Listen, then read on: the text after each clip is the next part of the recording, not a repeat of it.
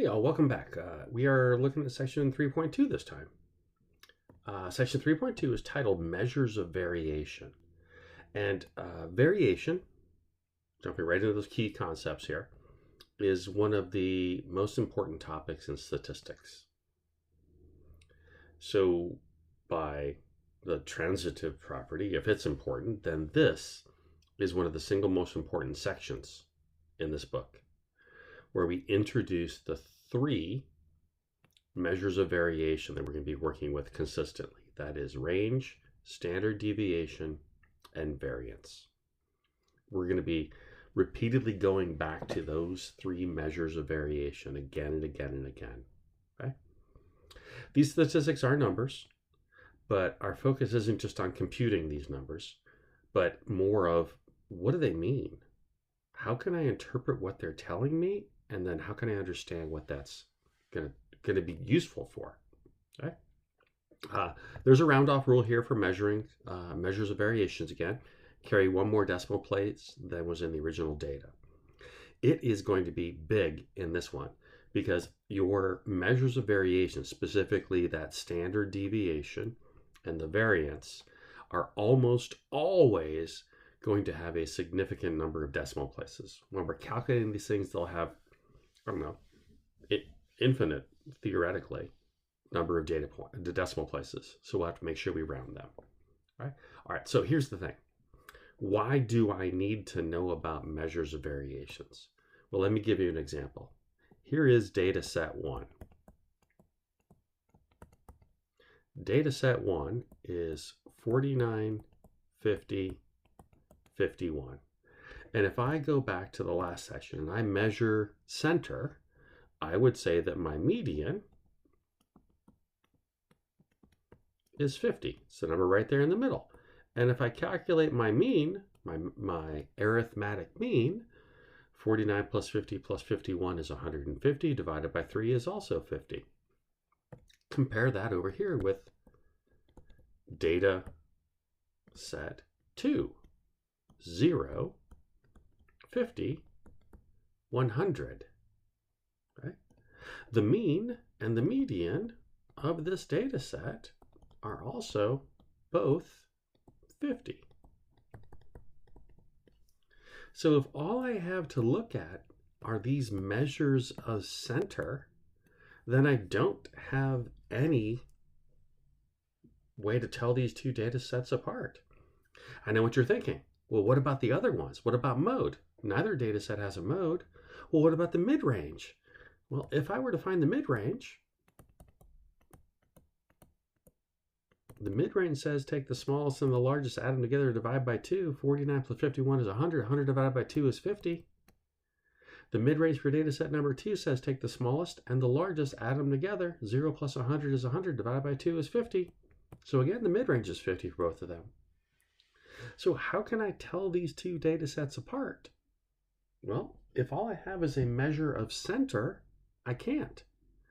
So when I add in this idea of a measure of variation, I want to be able to tell these two data sets apart. I want to be able to have a number that'll say, this data set number 1 over here, its middle is 50, and it's tightly packed together. All the data is really, really close to 50. And I want a number that'll tell me that, hey, data set number 2 over here, yeah, the middle is 50, but the data set is really spread out. Data set 1 has very little variation. Data set 2 has a lot of variation. That's what I want when I'm measuring variation. I want to be able to tell the reader the data set 1 has a middle of 50 and everything is close to 50. Data set 2 has a middle of 50 and data is spread out all over the place. Do you see what I'm saying? Do you see how those are different? Okay, so I want that. The simplest, the easiest, the quickest, and the dirtiest way to get variation is to use the range. And the range is just the max minus the min. So if I come over here and I calculate the range for data set number 1, max is 51, min is 49, range is 2. And if I come over here and calculate the range for data set 2, Max is 100, min is 0, range is 100. Now I have a number. Now I have a number over here that says, hey, the middle's 50, the range is 2. If the range is 2 and the middle is 50, that data is tightly packed together. And over here, I've got a range of 100, a middle of 50, and a range of 100. Data's all over the place. Now, one thing I want you to be careful of here is this is not a small range because 2 is a small number. That's a small range because 2 is a small number if the middle is 50. This, over here in data set 2, 100 is not a big number because 100 is a big number. 100 is a big number, big range, because the middle is 50. Okay? If I had a data set that was the price of candy bars and the range of my data set was $2, well, that's a pretty big range when we're talking about candy bars. If I had a data set that was the price of new cars I was looking at to buy, and the range of my new car data set was 100, well, that would be nothing. Because if the price difference between the most expensive and the least expensive car that I'm looking at is only $100, that's not much at all. So when we're looking at these numbers and we're saying a number is big or a number is small, we have to take both the middle and the range together. We have to say, is 2 big if the middle is 50? No, 2 is not big if the middle is 50. Okay. All right, some important properties of the range. Well, it only uses the maximum and minimum data values, so it is not resistant because an outlier on either end could really screw up the range. Okay. Because it only uses that max and that min, and it doesn't take every value into account, it doesn't really affect the variation among all of the other data values. It only kind of gives you a variation for the ends, the highest and the lowest.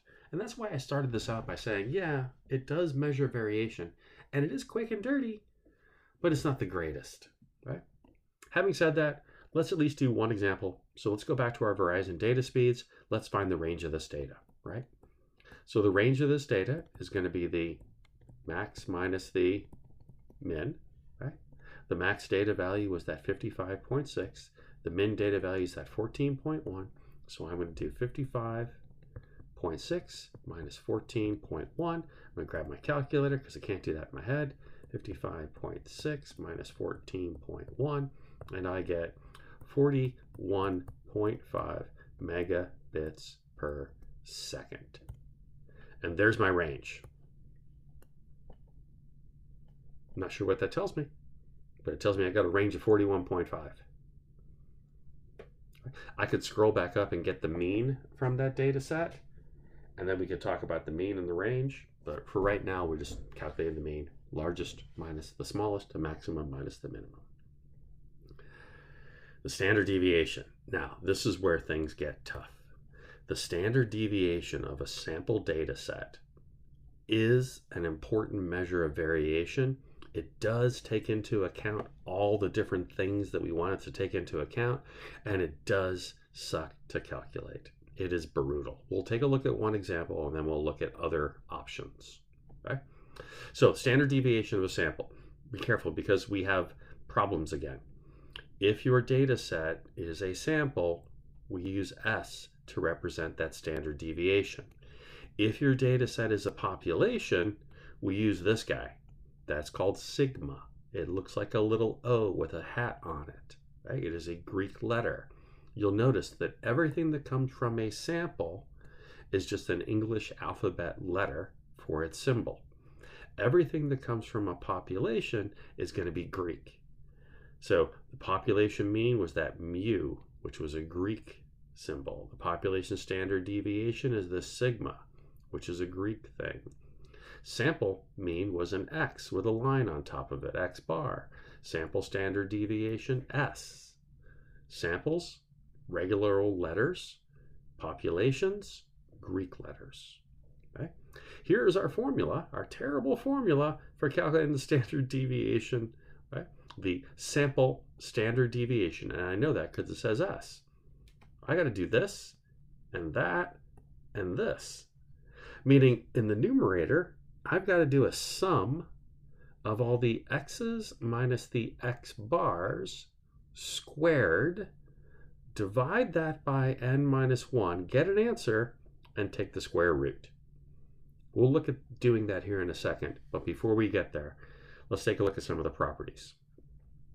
Standard deviation is a measure of how much data values deviate from the mean. The standard deviation is a measurement of how much the average data value deviates from the mean. How far is it from the mean? Right? It's never a negative number. Right? The smallest it could ever be is 0, but it would only be 0 if your data set was just the exact same number every single time. Okay? Larger values for a standard deviation mean greater amounts of variation. Smaller values mean smaller variation. The standard deviation is not resistant. It can be really affected by outliers since it takes every data point into account. The units on the standard deviation are the same as the units of the original data. So if the original data was minutes, standard deviation would be minutes. Or if it was feet, feet, pounds, pounds. Megabits per second, megabits per second. Okay. The sample standard deviation is a biased estimator of the population standard deviation. Okay. And what that means is if you were to get a whole bunch of data sets and calculate the standard deviation for a whole bunch of different data sets, all taken from the same population, they would not necessarily center around that value. Now, you might be thinking, what does that really mean? Well, that's a concept we'll take a look at a little bit later. Specifically, we'll take a look at that in chapter 6. So we got a little ways to go before we can really flesh that out. For right now, just keep in mind these first 3 that I did, or sorry, the first 4 that I did in pink. Okay. Standard deviation attempts to measure how much the data deviates from the mean. It's never negative. It could be 0, but that would be a data set where everything was the same. Larger standard deviation means more variation, and it can be affected by outliers. All right, so let's calculate the standard deviation for our Verizon data set. All right, so we're going to calculate the standard deviation for the Verizon data set. I'm sure you remember, but in case you don't, the mean of this data set was 30.74 megabits per second. Okay. All right. So I need to do this formula right here. And probably the easiest way to do that is to make a little table that I'll build off of. Over here, I'm going to put my x's. In this column, I'm going to put my x's minus my x bars. In this column, I'm going to take those values and square them so that I can add them all up. Now, those first 3 columns are going to essentially just calculate the numerator of this formula. Okay? So my data values are 38.5, 55.6, 22.4, 14.1, and 23.1. Okay. Now to get those values for that second column, I need to take each of those numbers and subtract off the mean. So I'm going to grab my calculator. I'm going to do 38.5 minus 30.74. So that's going to give me 7.76 here. Then I'll do 55.6 minus 30.74, and that'll give me 24.86. And then I'll do 22.4 minus 30.74, and I'll get negative 8.34. And I know what you're thinking. Yes, it can be negative. All that means is x was smaller than the mean. Okay. My next one, 14.1 minus 30.74, another negative value. negative 16.64, and then 23.1 minus 30.74, and I get negative 7.64. Okay. All right, so now that I've got all my x's minus my x bars, now I need to square all of those. So I'm going to grab a different color. We're going to go purple. So 7.76 squared, 60.2176. Now right here is where people sometimes make mistakes. Because in the second column, everything is to 2 decimal places. The red numbers are all to 2 decimal places. They think that I should keep the purple numbers to 2 decimal places. Rounding doesn't happen till the last step. After you've done all your calculations, then you round. So I'm still working in the formula. I'm not rounding. 24.86 squared. I get 618.0196. Negative 8.34 squared. Now here's where I have to be careful, because what I just typed in my calculator is technically wrong. And it's a flaw of the calculator. When I typed in negative 8.34 squared, the calculator does the squaring before it applies the negative. What I really should have typed in was negative 8.34 squared like that, so it will apply the negative and then square it. Because when you square a negative number, your answer should be positive. So I get 69.5556. Same thing's going to happen with the next one, negative 16.64 squared. So I'll get 276.8896. And then last one, negative 7.64 squared. And I get 58.3696. Okay, I'm just going to put this away for a second and scroll back up here to the formula. And I want to talk about what we've managed to do so far. I have managed to do this. I haven't added them up yet. I still have to add them up. So I haven't done this. I haven't done this. And I haven't done the root. I've just subtracted and squared, subtracted and squared. Okay. The next step is going to be to add all those up. So I'm going to want to take the total of all those, take the sum of all of those. Again, back to the calculator. So 60.2176 plus 618.0196 plus 69.5556 plus 276.8896 plus 58.3696, and I get a grand total of 1083.052.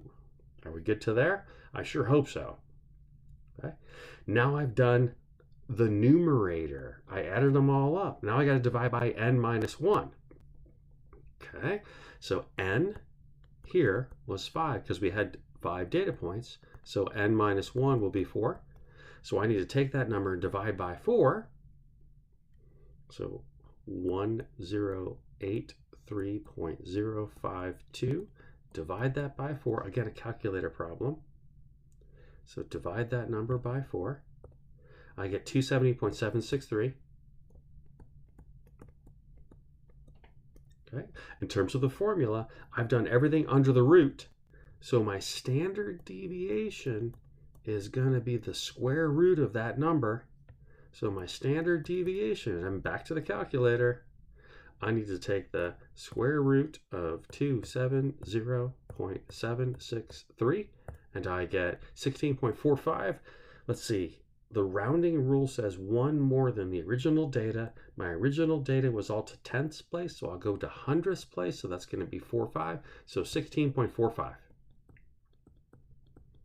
Again, megabits per second. Okay, so now I have to look at that number and go, okay, what does that mean?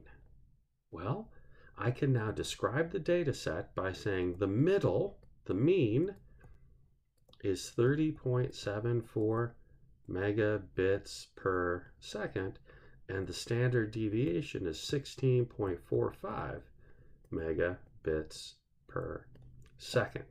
And now I'm going to look at these two numbers and say, okay, is that big? Because if that's big, that means that the data is really spread out. And is that small? Small would mean the data is tightly packed together. I'm going to argue that that's kind of large for that standard deviation. Not because 16 is large, but because 16 compared to 30 is pretty big. It's like half of it. So that's fairly large. So that means that our data should be fairly well spread out. Okay. Now I hope that there is at least one person out there right now who was looking at this and going, oh my gosh, that was horrible. And that was horrible when I only had 5 data points. What if I had 10 or 15 data points? That would be terrible. And think of all the places to make a mistake. Right? There were 1, 2, 3, 4, 5, 6, 7, 8, 9, 10, 11, 12, 13 different calculations we made. And if any one of those was wrong, the whole thing is garbage. Luckily for you, the good people at TI thought that you would want to do this. So remember that data set we put in here? I'm going to get rid of that last one because that's not in this data set.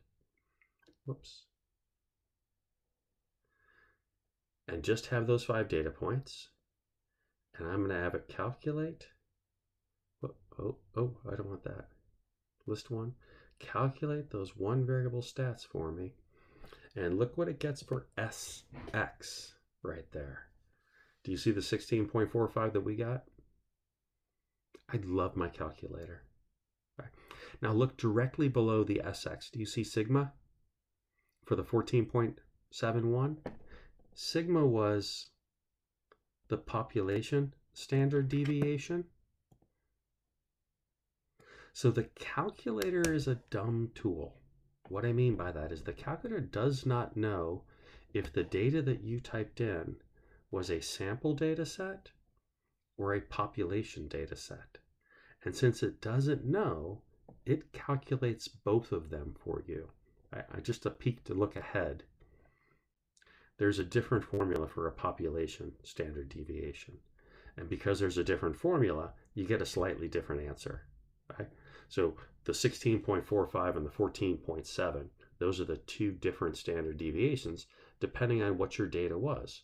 Was your data a sample data set or was your data a population data set? And since ours was a sample data set, we would go with the 16.45. Right? Having said that, please don't ever do this. There's no reason to. There is no educational benefit to you grinding this thing out by hand. It should be done using technology.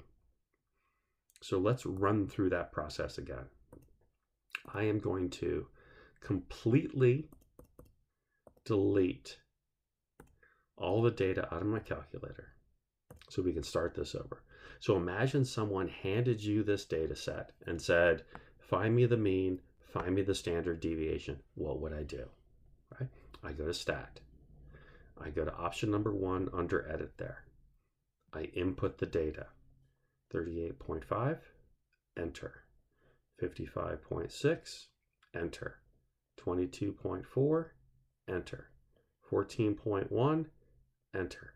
23.1, enter.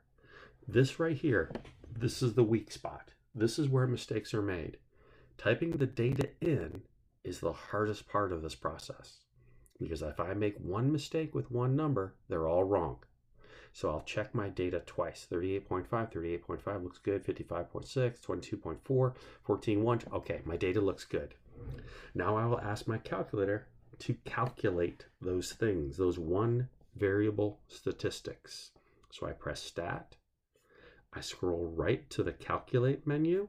I select option 1 there.